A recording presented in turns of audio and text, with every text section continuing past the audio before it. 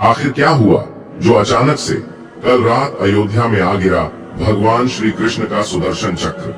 जी हाँ दोस्तों, यह घटना कल रात अयोध्या में घटित हुई है, जिसे देखने के बाद ऐसा लगता है कि मानो देवताओं की सीधी कृपा अयोध्या पर ही पड़ रही है। दोस्तों, राम मंदिर का उद्घाटन 22 जनवरी को होने वाला है, जिससे पहले ऐसे अनेकों घटनाएं अयोध्या नगरी में देखे जा रहे हैं। आने वाली 22 जनवरी को अयोध्या में भगवान श्री राम की प्राण प्रतिष्ठा होने वाली है, जिसके चलते वहां पर तैयारियां जोरों शोरों से हैं और देश भर में भी अयोध्या राम मंदिर बनने की खुशी पूरे देश पर छाई हुई है। दोस्तों, वीडियो आगे बढ़ाने से पहले अगर आप भी पक्के सनातनी हिंदू हैं तो चैनल को सब्सक्राइब करें और वीडियो को लाइक करें और अपने सभी सनातनी भाइयों को शेयर जरूर करें। दोस्तों, जो घटनाएं अयोध्या में पिछले कुछ दिनों से घट रही हैं, वह लोगों को सोचने पर विवश कर रही है कि आखिर ऐसा क्यों हो रहा है। जिसमें सर्वप्रथम गिद्धों के झुंड की वीडियो सोशल मीडिया पर वायरल हुई और गिद्धों के झुंड को अयोध्या में देखा गया। उसके बाद भालू के झुंड को अयोध्या में देखा गया। ऐसे ही बहुत सी घटनाएं अयोध्या में घट रही हैं, लेकिन अब जो घटना वहां घटी है उसे देखने के बाद ऐसा महसूस होने लगा है जैसे कि भगवान श्री राम साक्षात अयोध्या नगरी में आ रहे हैं। उससे पहले उनके सभी अस्त्र शस्त्र, उनके जितने भी बड़े बड़े भक्त हैं, वह अयोध्या में प्रकट हो रहे हैं।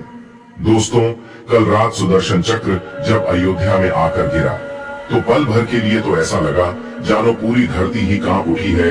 चारों तरफ प्रकाश ही प्रकाश था और एक बड़ा विस्फोट अयोध्या में हुआ, जिसे देखकर सभी लोग हैरान हो गए। सभी के मन में यह शंका थी कि आखिर यह हुआ क्या। लेकिन जब उसे गौर से देखा गया, उसके पास जाकर देखा गया तो पता लगा कि वह सुदर्शन चक्र है और सुदर्शन चक्र को देखकर लोग उसके सामने नतमस्तक हो गए और भगवान श्री कृष्ण और भगवान श्री राम की कथा गाने लगे। दोस्तों, सुदर्शन चक्र का हिंदू धर्म में बहुत ही महत्व है, परंतु जिस टाइम इसको वहां देखा गया उसके बाद नासा के वैज्ञानिक तक वहां पहुंच गए और वैज्ञानिक भी इस बात से हैरान है कि आखिर ऐसा संभव कैसे हो सकता है। परंतु दोस्तों, यह प्रकृति कुछ अपने नियम और कायदे कानून भी लेकर चलती है, जिसे विज्ञान की ताकत भी रोक नहीं सकती।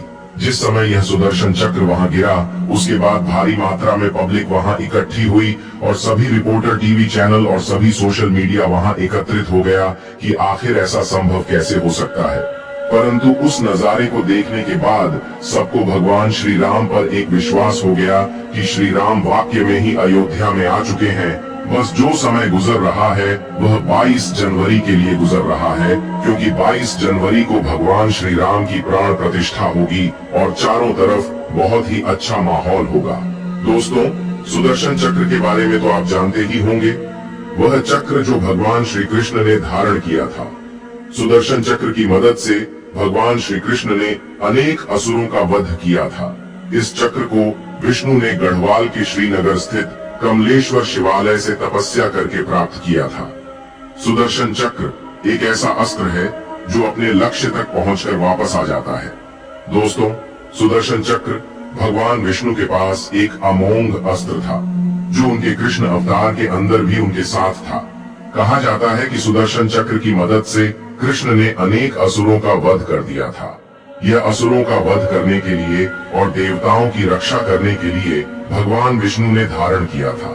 कहा जाता है कि प्राचीन समय के अंदर जब राक्षसों का अत्याचार देवताओं पर बहुत अधिक बढ़ गया तो सारे देवता भगवान विष्णु के पास पहुंचे और राक्षसों से बचाने का आग्रह करने लगे।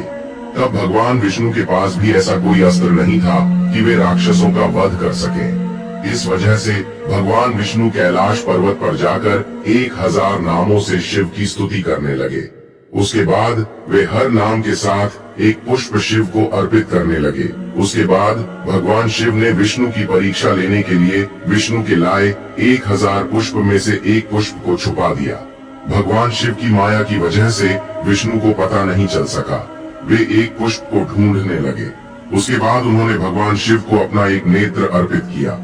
तब भगवान शिव प्रसन्न हुए और विष्णु को वरदान मांगने को कहा। तब विष्णु ने ऐसा अमोघ शस्त्र देने की प्रार्थना की जिसकी मदद से राक्षसों का संहार किया जा सके। फिर भगवान शिव ने सुदर्शन चक्र उनको दिया था।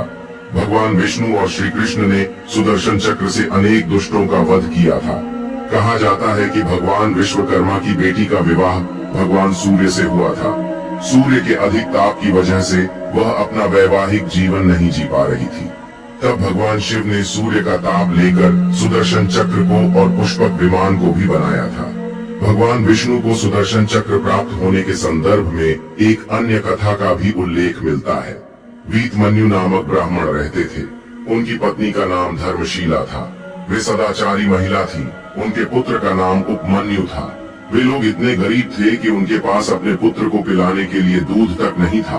वह अपने पुत्र को चावल का धोवन दूध के रूप में पिलाती थी। एक दिन वह अपने माता पिता के साथ किसी भोज पर गया, जहाँ पर उसने दूध से बनी हुई खीर खाई। तब उसे दूध के स्वाद के बारे में पता चल गया।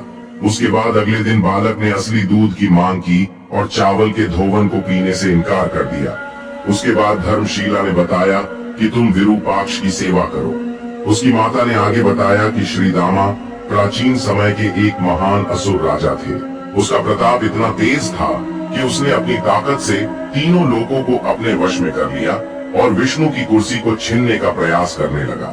इस वजह से विष्णु भगवान भी भयभीत हो गए और कैलाश पर्वत पर जाकर एक पैर की उंगली पर खड़े होकर भगवान शिव की आराधना करने लगे।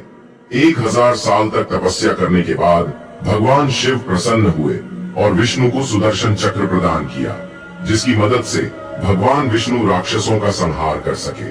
दोस्तों, इस अस्त्र की खास बात यह थी कि यह हवा के प्रचंड वेग की तरह तेजी से घूम सकता था और यह अपने दुश्मन को परमाणु बम की तरह भस्म कर सकता था। यह चांदी की शिलाओं से निर्मित है। इसके चारों ओर त्रिशूल लगे हुए हैं। इसमें अत्यंत विषैले विष होते हैं। इस अस्त्र को बनाने की विधि को गुप्त रखा गया है ताकि कोई इस विधि से ऐसा अस्त्र नहीं बना सके। इस चक्र को फेंका नहीं जाता है, बल्कि इच्छा शक्ति से इसको दुश्मन के खिलाफ इस्तेमाल किया जाता है। एक बार यह उंगली से निकलने के बाद ये दुश्मन का नाश करके ही वापस आता है। सुदर्शन चक्र के अंदर 108 दांत होते हैं। ये 8 किलोमीटर की यात्रा करने में सक्षम होता है। ये दुश्मन का तब तक पीछा करता है जब तक कि वह आत्मसमर्पण नहीं कर देता। आत्मसमर्पण करने के बाद भगवान विष्णु खुद उसे बचाने आते हैं। दोस्तों, सुदर्शन चक्र को अयोध्या में देखकर अब यह महसूस होता है कि सच में भगवान राम अयोध्या में आ चुके हैं, क्योंकि उनका अस्त्र, उनका शास्त्र भी उनके पीछे पीछे अयोध्या में आ चुका है। तो आने वाली 22 जनवरी को आप भी अपने परिवार के साथ मिलकर इस राम दिवाली को मनाइए।